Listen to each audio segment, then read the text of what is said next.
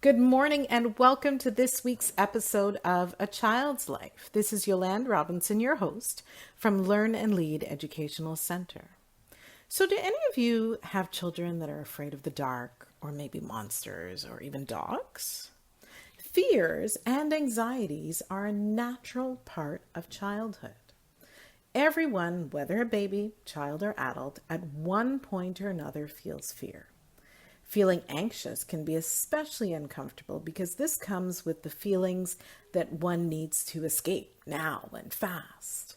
Your heart might beat quickly, your body might perspire, you might get butterflies in your stomach.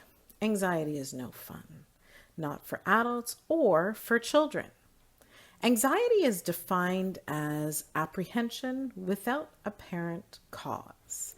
That means that often when we feel anxiety, there's no immediate threat to the person's safety or well-being, but the fear seems real.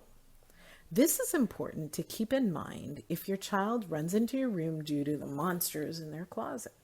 Rationally, you know that there's no monster in their closet.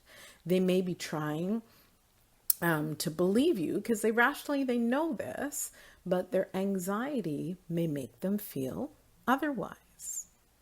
Before we get into some ways of dealing with fear and anxiety, it's important to highlight that these are not always bad emotions. Fear and anxiety can be helpful in making a child behave in a safe manner. For example, if a child is afraid of fire, they're less likely to play with matches. Every child, whether it's separation anxiety on the first day of school or fear of a natural disaster, feels these emotions at some point or another.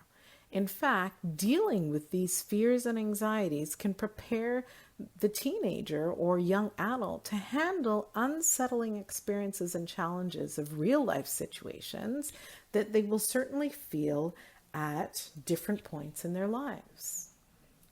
So how do you know if your child is experiencing these emotions?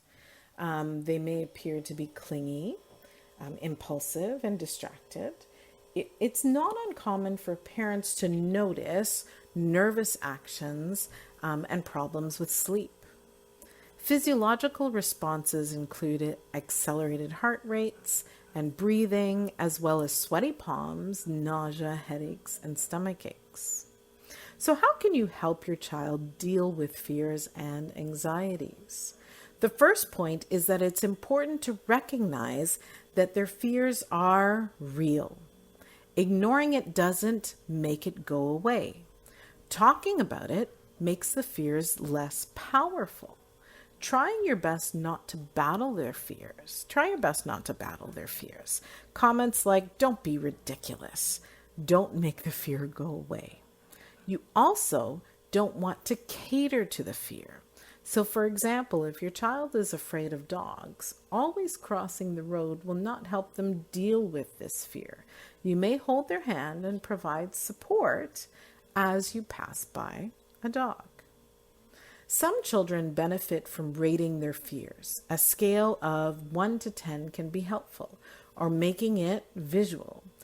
Is the fear up to your knees, up to your stomach, or up to your head? Help them put it into perspective, and this will help them realize when their fear is reducing. Lastly, never underestimate the power of positive self-statements. I can do this. I'm okay. By helping your child develop this positive self-talk, you're training them how to implement this into their lives and transfer it into other situations. As children grow, many of their fears get either erased or replaced. Having a life free of fear and anxiety is not necessarily likely to happen, but the important thing is helping them realize that there is nothing wrong with being afraid and that there are ways that you can help them deal with their fears.